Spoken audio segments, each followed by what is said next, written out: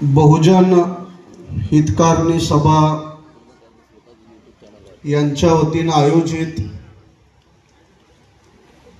छत्रपती संभाजी महाराज बलिदान दिवस, बॅरिस्टर राजाभाऊ खोब्रागडेजी जन्म शताब्दी दिवस वर्ष व मान्यवर कांशीरामजी जयंतीच्या पर्वावर आज या ठिकाणी आंबेडकरी अस्मिता परिषदेचं आयोजन करण्यात आलेलं आहे। त्याचे आजच्या या कार्यक्रमाचे अध्यक्ष प्राध्यापक रणजित मेश्राम सर, ज्यांनी आत्ताच आपलं मनोगत व्यक्त केलं ते डॉक्टर कैलाश नगराळेजी, आणि या सभागृहामध्ये उपस्थित आपण सर्व परिवर्तनावर, संविधानावर आणि या देशातली लोकशाही अशीच जिवंत राहावी यासाठी आपापल्या शक्तीनुसार प्रयत्न करणारे आपण सर्व बंधू आणि भगिनींनो, वेळेचं भान लक्षात ठेवून आणि या विषयाला लक्षात ठेवून मी आपल्या समोर भूमिका मांडणार आहे। मला याची कल्पना आहे की आपल्या प्रत्येकाच्या हातामध्ये अँड्रॉइड मोबाईल असल्यामुळे प्रत्येकाला अनेक गोष्टी माहिती आहेत आणि अनेक गोष्टी माहिती असल्यामुळे आपल्यामध्ये मोठ्या प्रमाणामध्ये एक आयडियोलॉजिकल क्रायसिस निर्माण झालेला आहे, क्रायसिस ऑफ आयडियोलॉजी। नेमकं आपल्या महापुरुषांनी काय म्हटलं आहे आणि त्यांनी काय म्हटलेलं नाही याचा वाद विवाद आजही फार मोठ्या प्रमाणामध्ये सुरू आहे। आणि दुसरा आहे क्रायसिस ऑफ लीडरशिप। कोण नेता असावा, नेता कसा नसावा, हे फार जुने वादविवाद आपल्या वंचित बहुजन समाजामध्ये सुरू आहेत। इथं बसलेल्या प्रत्येक माणसाच्या मानसिकता आणि विचार करण्याच्या पद्धती या वेगवेगळ्या आहेत आणि आयोजकांचं मी यासाठी अभिनंदन करेल की मानसिकता जरी वेगळ्या असल्या तरी कधीतरी आपल्याला एकत्र बसणं आवश्यक आहे। त्यामुळे आयोजकांसाठी एकदा जोरदार टाळ्या वाजवून आपण अभिनंदन केलं पाहिजे, कारण बाबासाहेब आंबेडकरांच्या अर्थशास्त्रावर टीका करणारा, ज्यांनी बाबासाहेब आंबेडकरांचे अर्थशास्त्राच्या सिद्धांतांना विरोध केला असे प्रोफेसर कॅनन, शेवटी बाबासाहेबांनी आपल्या प्रॉब्लेम ऑफ रुपी ग्रंथाची प्रस्तावना लिहिण्याची विनंती त्यांनाच केलेली आहे। बाबासाहेबांना हे माहिती आहे की ते माझे विरोधक आहेत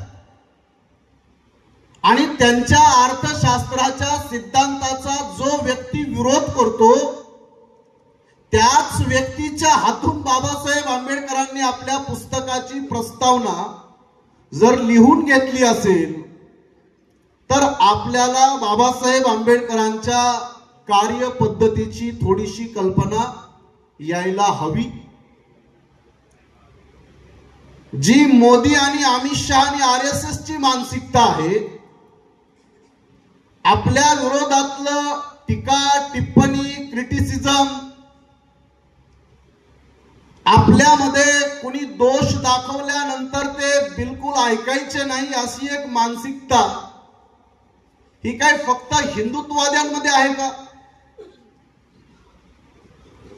ती बऱ्याच अंशी आपल्या सर्वांमध्ये आहे, माझ्यासह। म्हणून मी कार्यक्रमाच्या सुरुवातीलाच आपल्याला विनंती करेल की या देशाचं सुप्रीम कोर्ट हे भारताच्या संविधानाचं इंटरप्रिटेशन करणारं इन्स्टिट्यूट आहे। संविधानातल्या एका एका आर्टिकलचं, एका एका शब्दाचं इंटरप्रिटेशन ते करत असत. आपण काहीही बोला, आपल्यापैकी ज्यांनी शिवसेना, असली शिवसेना कोणती, नकली शिवसेना कोणती, याचं सुप्रीम कोर्टामधलं ज्यांनी लाईव्ह आर्ग्युमेंट ऐकलं असेल, जो वकील बोलत होता, आपल्याला प्रत्येक वकिलाचं खरं वाटत होतं.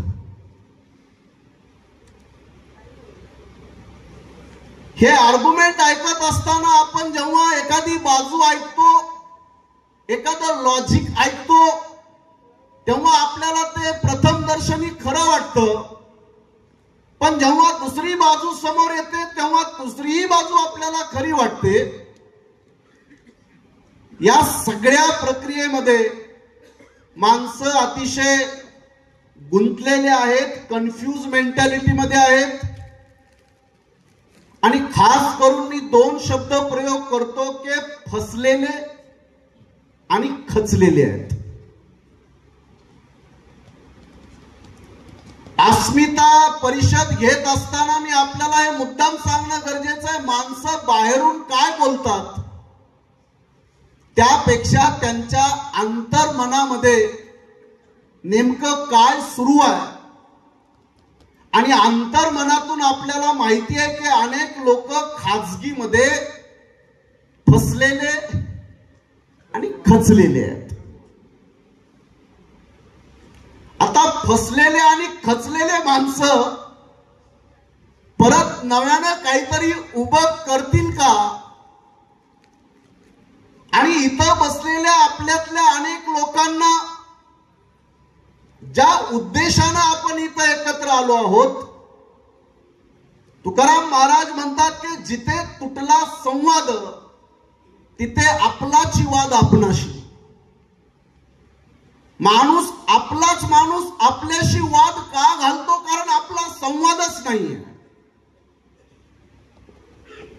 तुमची मतं कदाचित माझ्या विरोधात असतील, माझ्या विपरीत असतील, पण ती मतं ऐकून घेतल्याशिवाय आंबेडकरी चळवळीला पुढे सरकता येणार नाही. म्हणून मी आपल्याला सुरुवातीलाच विनंती करतो कि टूटे जरूर है मगर बिखर नहीं गए. टूटे जरूर है मगर बिखर नहीं गए. और घर अपना छोड़कर दुश्मन के घर नहीं गए. और कैसे ना पूरा होगा सपना बाबा साहब का, बाबा के शेर बच्चे अभी मर नहीं गए. ज्यांच्या इच्छा अपेक्षा मेल्या असतील, ज्यांचा परिवर्तनावर विश्वास नसेल, त्या लोकांबद्दल मी जास्त भाष्य करू इच्छित नाही. कारण आमच्या दृष्टिकोनातून कुठल्याही आंदोलनाला यशस्वी करण्यासाठी, खास करून मी महाराष्ट्रात गेल्या 25 वर्षापासून आपण काम करत आहोत, आपला जो मापदंड आहे, आंबेडकरी चळवळीचं मूल्यमापन करण्याचा जो मापदंड आहे, तो निवडणुकीतील जय पराजय एवढ्या पुरता सीमित आहे. खासदार निवडून आला पाहिजे, आमदार निवडून आला पाहिजे. जर आमदार खासदार निवडून आला नाही म्हणजे आंबेडकरी आंदोलन संपलं, त्याची पिछेहाट झाली, असा सामान्यपणे आपल्या सर्वांचा एक गृह बनलेला आहे.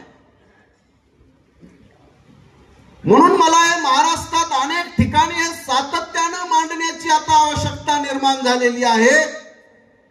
10 लोकसभेच्या निवडणुका जिंकणारा अटल बिहारी वाजपेयी, 8 लोकसभेच्या निवडणुका जिंकणारे बाबू जगजीवन राम आणि 2 लोकसभेच्या निवडणुका हारलेले बाबासाहेब आंबेडकर. कुणी बदलला देश? पटला असेल तर सगळ्यांनी टाळ्या वाजवून सांगा, देश बदलला कुणी?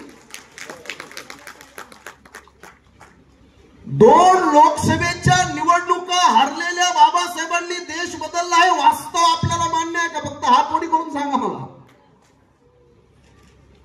खासदार झाले पाहिजे, आमदार झाले पाहिजे, त्याच्याबद्दल माझं काही दुमत नाही. नाही झाले काय करायचं? आमदार खासदार नसताना सुद्धा, लोकसभेमध्ये जिंकून येता आलं नसताना सुद्धा या देशातल्या ब्राह्मणवादी व्यवस्थेला गुडघ्यावर आणण्याचं काम बाबासाहेब आंबेडकरांनी केलं की नाही? म्हणून मी आंबेडकरी राजकारणाकडे, चळवळीकडे थोड्या वेगळ्या दृष्टीने पाहतो. तुम्ही त्याची तपासणी करा. ज्या बाजू आणि भूमिका मी आपल्या पुढे मांडणार आहे, कारण आपल्या सगळ्यांमध्ये जी खचलेली मानसिकता आहे, खचलेली माणसं काहीही बदल करू शकणार नाहीयेत. त्यामुळे आपल्या सर्वांमध्ये एक विश्वास निर्माण करण्यासाठी, आपल्या समोरच्या लढाईचं नियोजन करण्यासाठी आपण या परिषदेच्या माध्यमातून प्रयत्न करत आहोत. बांधवांनो, भगिनींनो, ज्यांच्यापर्यंत आपला आवाज जाता, आपण सोशल मीडियातून ही सगळ्या महाराष्ट्रामध्ये या परिषदेचं प्रक्षेपण सुरू आहे. म्हणून मी आपल्याला सुरुवातीला या परिषदेच्या माध्यमातून जो विषय आपल्या आयोजकांनी ठेवलेला आहे, म्हणजे आजच्या पेक्षा उद्याचा विषय तर अजून वेगळाच आहे. आपली मूळ ओळख क्षत्रिय की काय? काय बंडू भाऊ? मी फोन केला त्यांना, म्हणले काय? म्हणले हेच आहे.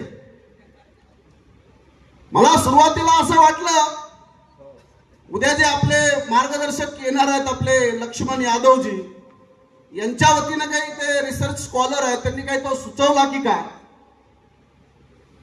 बांधवांनो, या सगळ्या विषयाच्या पाठीमागची एक अत्यंत महत्वाची बाजू आपण लक्षात घेतली पाहिजे. ज्या लपवल्या जातात त्या बातम्या असतात, ज्या दाखवल्या जातात त्या जाहिराती असतात. जे दाखवलं जातं ते सत्य नाहीये. जे लपवलं गेलेलं आहे ते सत्य आहे. आणि हे लपवलेलं सांगण्याची हिम्मत कुणाची आहे का? तुकाराम महाराजांना हिम्मत केली, त्यांचा खून झालेला आहे. दाभोळकरांनी सांगण्याची हिम्मत केली, त्यांचाही खून झालेला आहे.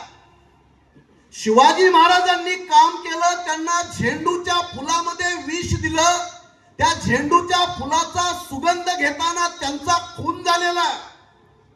आणि अण्णाजी दत्तोनं त्यांचा खून केला, आणि त्या अण्णाजी दत्तो त्या मुलीसोबत संभाजी राजांचं नाव जोडण्यात आलं. आज महाराष्ट्रात सर्वत्र चर्चा काय चालू आहे? कोण गद्दार? शिर्के गद्दार का ब्राह्मण गद्दार?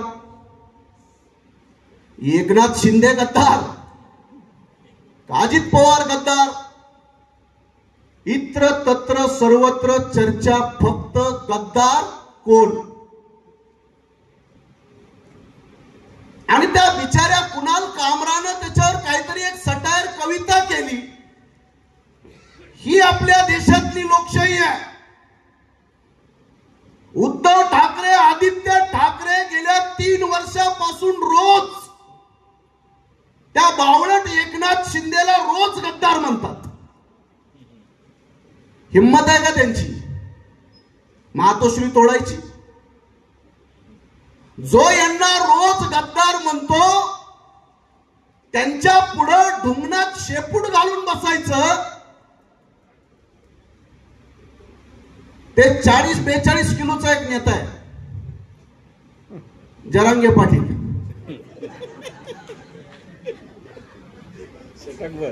देवेंद्र फडणवीसांना पार कमरेच्या खालूनच शिवे. खरं की खोटं आहे ना?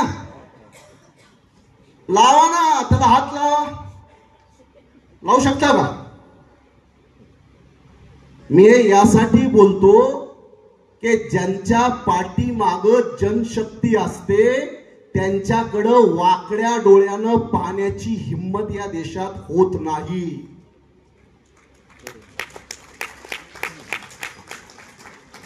औरंगजेबाचे साधे स्टेटस ठेवल्यामुळे महाराष्ट्रामध्ये 17-18 दंगली झाल्या.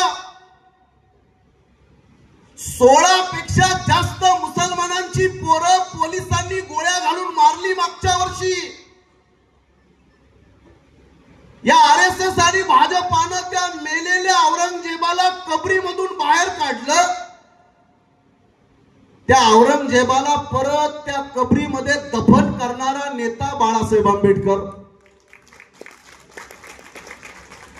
गेले बाळासाहेब, कबरीला भेट दिली. वाईट कुणाला वाटलं? अबू आझमीला. प्रकाश आंबेडकर पे केस करो. विधानसभेत भाषण करते. बाळासाहेब आंबेडकरांनी ज्या दिवशी कबरीला भेट दिली, पत्रकारांनी त्यांना विचारलं इकडे का आलात?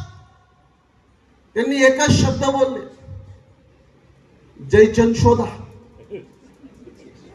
काय बोलले? नाही शोधले. गुगलवर आपण सगळे शोधायला चालू झालो.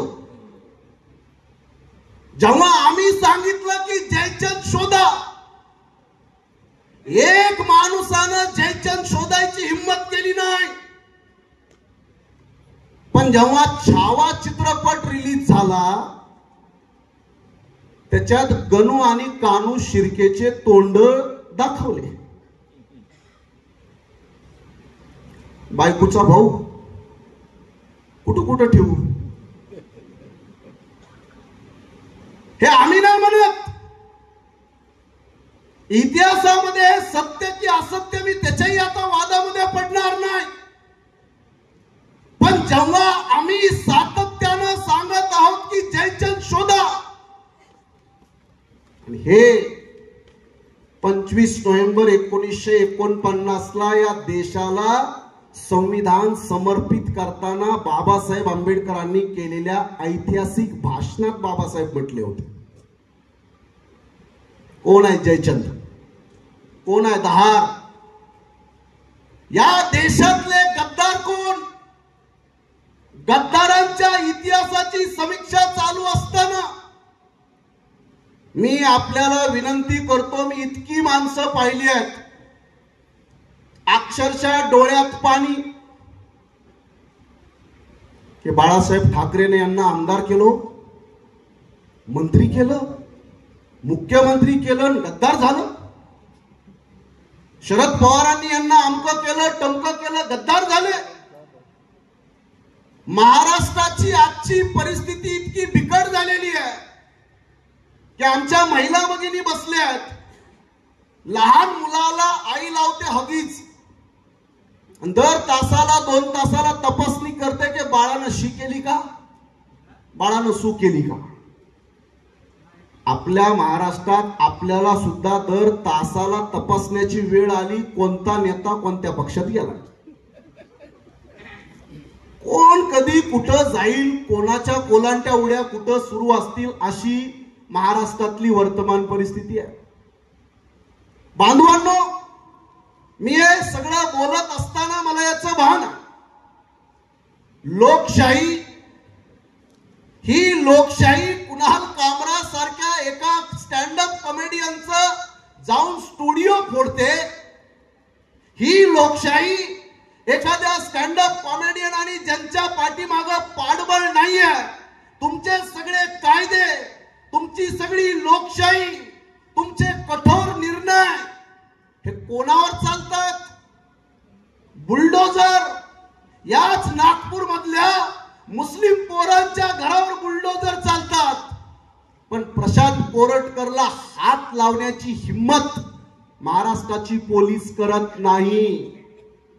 ते धन्य कोल्हापूरचं कोर्ट, त्या कोल्हापूरच्या कोर्टानं त्याचा जामीन फेटाळला आणि त्याला उचलून आणण्याचे आदेश हे कोर्टानं दिलेले आहेत, बेशरम मुख्यमंत्री देवेंद्र फडणवीसनं दिलेले नाही आहेत. ही आहे आपल्या लोकशाहीची नवीन परिभाषा. मी एका ग्रामीण खेड्यातल्या माणसाला विचारलं की लोकशाही म्हणजे काय. मेश्राम साहेब त्या माणसानं अजबच उत्तर दिलं. तो म्हटला की लोक मतदानाच्या दिवशी बोटाला जी शाई लावतात त्याला म्हणतात म्हणे लोकशाही. त्याच्या दृष्टीने तेवढीच आहे लोकशाही. ही लोकशाही ज्या विळख्यामध्ये अडकलेली आहे, या विळख्याचा आपल्याला अंदाज आला असेल.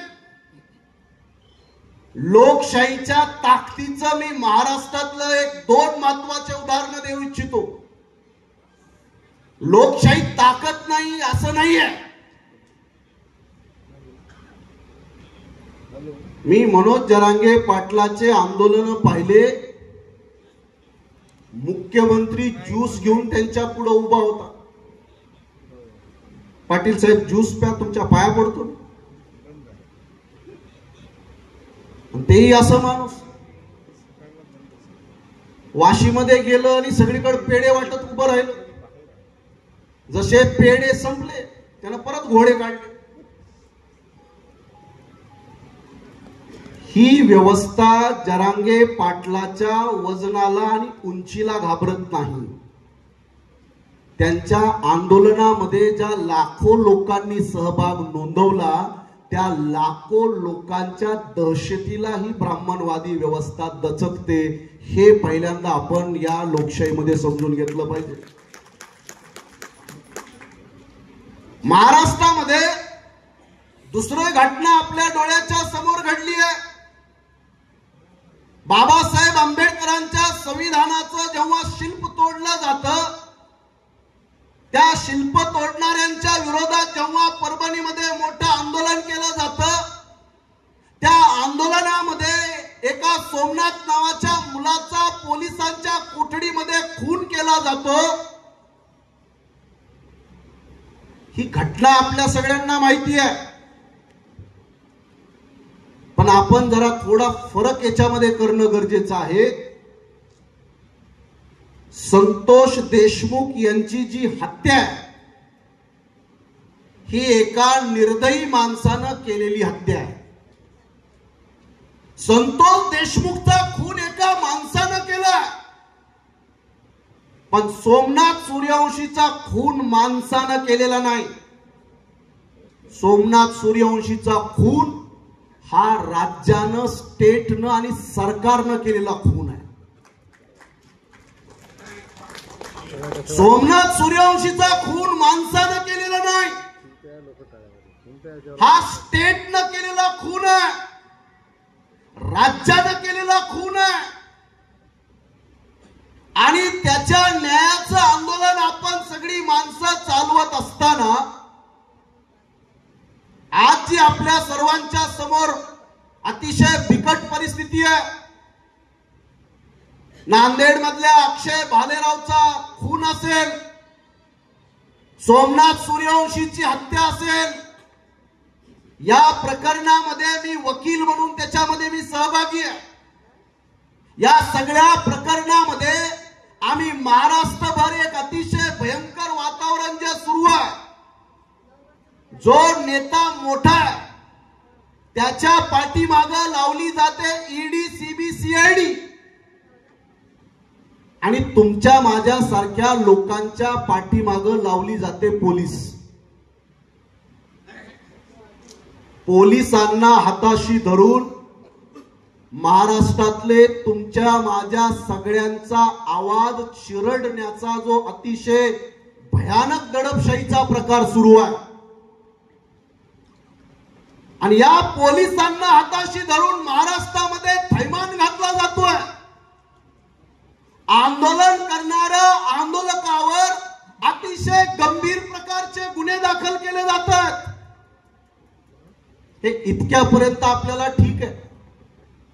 याच्यावर मुंबई हायकोर्टाच्या न्यायाधीश आहेत रेवती ढेरे मॅडम, त्यांनी एक अध्यादेश काढला आणि तो आदेश पोलिसांच्या विरोधात काढला की ज्या पोलिसांनी अक्षय शिंदे नावाच्या मुलाची कल्याणच्या बदलापूर बलात्कार प्रकरणामध्ये ज्या पोलिसांनी त्या पोराचं एन्काउंटर केलं, पोलिसांना कुणी अधिकार दिला एन्काउंटर करण्याचा? पोलिसांना कुणी अधिकार दिलाय न्याय करण्याचा? पोलिसांना अधिकार नाही. पोलिसांचं काम आहे आरोपीला पकडून न्यायालयामध्ये उभं करणं, पण महाराष्ट्राची पोलीस इथल्या सरकारची, भाजपाची आणि आरएसएसची बटीक झालेली आहे. महाराष्ट्राची पोलीस ही भाजपाच्या कार्यकर्त्यासारखं काम करते. म्हणून मी पोलिसांना महाराष्ट्रात जिथं जिथं आम्ही जातोय, आमचा पहिले पोलिसांना इशारा आहे की कायदा फक्त सामान्य लोकांसाठी नाही, कायदा हा पोलिसांसाठी सुद्धा त्याच पद्धतीनं काम करतो. जे पोलीस भाजपाचं, शिवसेनेचं आणि सरकारचं ऐकून महाराष्ट्रातल्या लोकशाहीचा गळा घोटण्याचं काम करतील, त्या सगळ्या पोलिसांच्या वर्द्या उतरून त्यांना फासावर लटकवण्यासाठी आमच्यासारखे हजारो वकील महाराष्ट्रामध्ये आहेत. पोलिसांना आमची विनंती आहे, कायदा हातात घेऊ नका. प्रस्थापित पक्षांचं, नेत्यांचं आणि मंत्र्यांचं ऐकून तुम्ही भारताच्या संविधानाचा गळा घोटण्याचा काम करू नका. आणि तेच बदलापूरच्या प्रकरणात झालं. 5 पोलिसांवर तत्काळ खुनाचे गुन्हे दाखल करण्याचा आदेश दिला. आणि काल परवा सोमनाथ सूर्यवंशीच्याही प्रकरणामध्ये मानव अधिकार आयोगाच्या माध्यमातून या पोलीस अधिकाऱ्यांवर ठपका ठेवला. बांधवांनो, हे बोलण्याची वेळ यासाठी येते आहे की हा जो ड्यू प्रोसेस कायद्याचा, आपल्यातल्या अनेक लोकांची जी परंपरागत सवय, कोणत्याही मुद्द्यावर थोडाफार आरडा बोंबा करायचा, स्टंट करायचा, फोटो काढायचा, व्हिडिओ बनवायचा आणि त्याच्यानंतर त्या प्रकरणाला ढुंकून सुद्धा बघायचं नाही. महाराष्ट्रामध्ये नितीन आगे सारख्या मुलाची दिवसा ढवळ्या त्याला शाळेतल्या वर्गातून काढून त्याचा खून करण्यात आला. त्याचा खून करणारे आरोपी 13, त्या खुनाला बघणारे आय विटनेस 28. तुम्हाला ऐकून आश्चर्य वाटेल, 28च्या 28 आय विटनेस लोकांनी आपले जबाब फिरवले. 28च्या 28 आम्ही बघितलं नाही, म्हटलं आम्हाला माहितीच नाही. नितीन आगे सारख्या मुलाचा एका उच्च जातीतल्या मुलीसोबत तो बोलत होता, त्याचे प्रेम संबंध होते. अरे त्या मुलाचा खून होतो आणि 13च्या 13 आरोपी निर्दोष सुटलेत. नितीन आगेचा बाप म्हणतो, मग माझ्या पोराला मारलं कुणी? पोलीस म्हणते, न्यायालय म्हणतं, आम्हाला काय माहित कोणी मारलं. ही वास्तविकता. आगे बढो, जिंदाबाद, होत कसं नाही, झालंच पाहिजे. हे सगळे 2 दिवसाचे जी महाराष्ट्रभरातले स्वतःला स्टंटबाजीच्या माध्यमातून आंबेडकरवादी असण्याचा आव आणणारा हा जो वर्ग आहे, त्या वर्गाला सुद्धा माझी विनंती आहे, रे बाबा, स्वतःला सिद्ध केल्याशिवाय प्रसिद्ध होता येत नाही. आवाज उठवणं गरजेचं आहे, याला वाचा फोडणं गरजेचं आहे. मी कालच एका अतिशय भयंकर प्रकरणाची आपल्याला आठवण करून देतो की महाडच्या चौदार तळ्याच्या ऐतिहासिक भूमीवर या वर्षी आरएसएस न पेंडॉल टाकले, आरएसएस न पाण्याची व्यवस्था केली, आरएसएस न दाल खिचडी दिली. आपली माणसं लाईन लावून आरएसएसच्या पेंडॉल मध्ये दाल खिचडी खात होते आणि बाजूला झाडाखाली बसून म्हणत होते, माणसं चांगली आहेत. आता इंजेक्शन देण्याच्या अगोदर डॉक्टर काय करतो? त्याची मानसिकता बनवतो ना. आता हे आरएसएसचं परंपरागत तंत्र, त्या आरएसएसच्या लोकांनी हे जे महाडमध्ये केलं तेच बुद्धगयेमध्ये चालू आहे. बरं वाटलं मला की महाराष्ट्रात बऱ्यापैकी आता लोकांमध्ये जागृती येते. महाराष्ट्रात बऱ्यापैकी जागृती येते। बांधवांनो, आज सर्वत्र लोक त्याही मुद्द्यावर मोठा आंदोलन करत असताना पाहायला मिळतात। मी या मुद्द्यातल्या आणि भविष्यातल्या एका महत्त्वाच्या धोक्याचा आपल्याला इशारा देऊन आपली लोकशाही जिवंत ठेवण्यासाठी आपल्याला कोणत्या पद्धतीने काम करावं लागेल त्याची भूमिका मांडून थांबणार। या बुद्धगया टेम्पल ऍक्टच्या माध्यमातून जे चालू आहे, बुद्धगया वर्षाला 106 कोटी रुपयाचं उत्पन्न आहे बुद्धगयेचं, 106 कोटी। हे आपल्याला कसं समजलं? जेव्हा इन्कम टॅक्सने बुद्धगयाच्या या ट्रस्टी लोकांना नोटीस पाठवली आहे की ITR भरा, 106 कोटी रुपये वार्षिक उत्पन्न आहे। आणि याच्यातला मी अतिशय महत्वाचा भाग सांगतोय की भारतात असे कोणते ऐतिहासिक धार्मिक स्थळ आहेत ज्यांच्यावर कलेक्टरचा ताबा आहे? काय पद्मनाभन मंदिरावर कलेक्टरचा ताबा आहे? बिलकुल नाही। काय बालाजीच्या मंदिरावर कलेक्टरचा ताबा आहे? काय जगन्नाथपुरीच्या मंदिरावर कलेक्टरचा ताबा आहे? महाराष्ट्रातले जितकेही महत्वाचे हजारो हजार कोटी रुपयाची प्रॉपर्टी असणारे जे धार्मिक स्थळ आहेत, पद्मनाभन मंदिरावर ताबा आजही मार्तंड वर्माच्या खानदानीतला राम वर्मा त्या राजाच्याच पोराच्या ताब्यात आहे पद्मनाभन मंदिर। जगन्नाथपुरीचं मंदिर आज पण जगन्नाथपुरीचा राजा गजपती देवच्या त्यांच्या वंशजांच्या ताब्यात आहे। बालाजी मंदिरानं तर एक अजब ठराव घेतलेला आहे। बालाजी मंदिराच्या ट्रस्ट मधले 24च्या 24 ट्रस्टी हिंदू आहेत आणि तिथं साधा क्लार्क शिपाई सुद्धा हिंदू धर्म सोडून घ्यायचा नाही असा ठराव पास करून या मंदिरांमध्ये तुम्ही क्लर्क सुद्धा घ्यायला तयार नाही दुसऱ्या धर्माचा। पण बौद्ध धर्माची जागतिक विश्वास आणि प्रेरणेचं केंद्र असणार बुद्धगया, ज्याला मुक्त करण्यासाठी आंदोलन 135 वर्षापासून चालू आहे, पण महाराष्ट्रामध्ये या वर्षी मोठ्या प्रमाणामध्ये लोकांमधून त्याला विरोध होता। या विरोधासोबत मी आपल्याला एक शेवटची धोक्याची घंटा सांगून थांबणार। आज 29 तारीख 1 एप्रिल 2025 ही महाराष्ट्रामध्ये एक अतिशय लोकशाहीला संपवणारा एक नवा महाराष्ट्र विशेष जनसुरक्षा अधिनियम हा लागू करण्याचं जवळपास ठरलेलं आहे। हे बिल 16 डिसेंबरला नागपूरच्या अधिवेशनामध्ये देवेंद्र फडणवीसांनी विचारार्थ ठेवलेला आहे।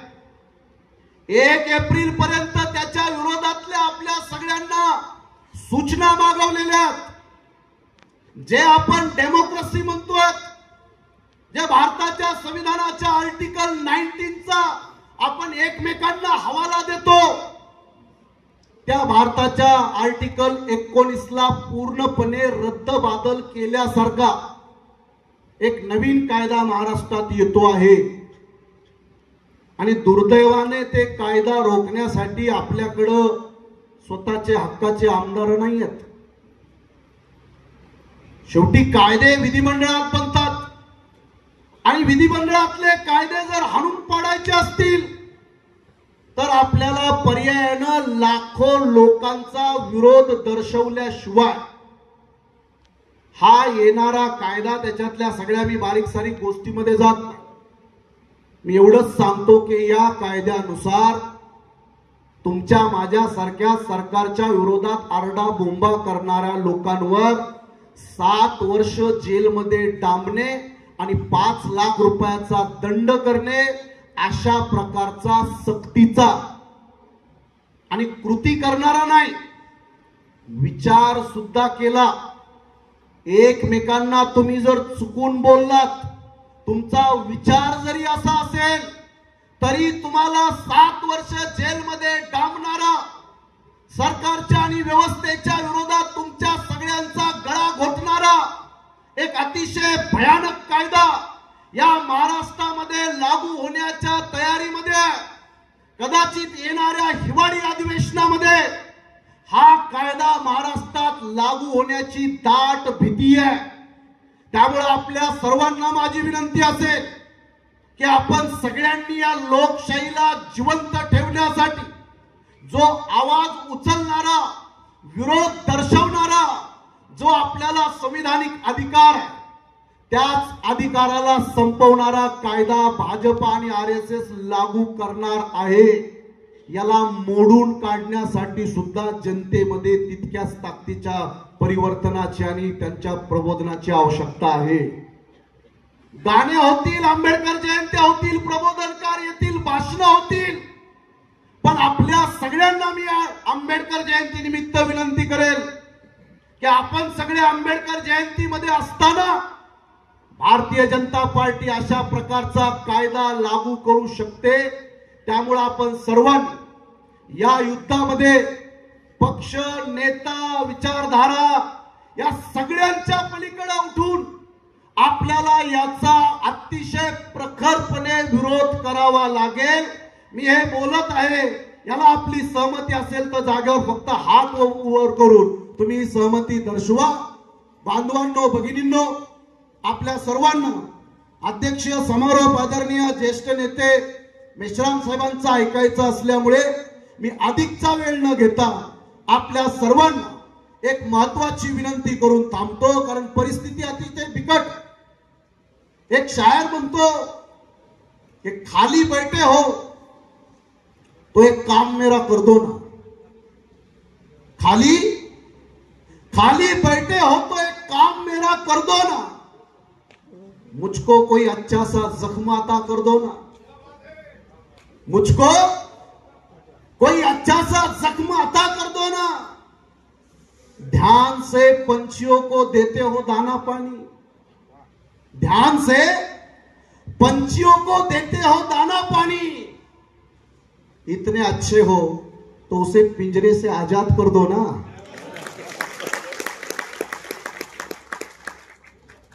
माणसाला काहीतरी सेवा देत असण्याचं नाटक करायचं आणि त्या मोबदल्यात त्याचं पूर्ण स्वातंत्र्य हिरावून घ्यायचं. म्हणून मी आमच्या सगळ्या लाडक्या बहिणींना सांगणं गरजेचं आहे, या केसापासून नकापर्यंत ज्यांचे आपल्यावर उपकार आहेत, हे जे 1,500 रुपये आले, बरं या बहिणींना मताचा अधिकार नसता तर तुम्हाला कोणी विचारलं तरी असतं का? आजपर्यंत तुमच्या माझ्या बँक खात्यापासून आपल्या जगण्याच्या प्रत्येक एक रुपयावर कुणाचा अधिकार असेल तर तो भारतरत्न डॉक्टर बाबासाहेब आंबेडकरांचा अधिकार आहे. त्यांच्या पैशाचा कधी आम्ही हिशोब दिला नाही. आणि 1,500 रुपयामध्ये महाराष्ट्रात लाडक्या बहिणी, बऱ्याच बहिणी गायब झाल्या.